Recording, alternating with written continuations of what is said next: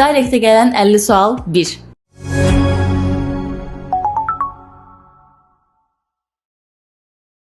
Çox maraqlı sualdır. Deyirlər ki, cinsi əlaqəyə ac qarnına girmək lazımdır, yoxsa tox qarnına?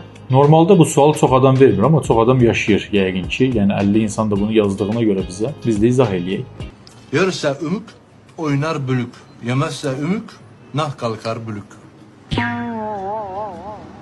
Nə toy süfrəsindən yeni qalxmış kimi tox, nə də ki 3 gün oruz tutmuş kimi ac qarnına. Həddindən çox qida qəbulunda mədə deyir: "Mənim indi başqa bir planım var. Buna həzm deyilir." Çox ağır və yağlı bir yeməkdən sonra mədə doluluğu, reflüks və halsızlıq ola bilər. Bu da insanın enerjisini və rahatlığını neyir?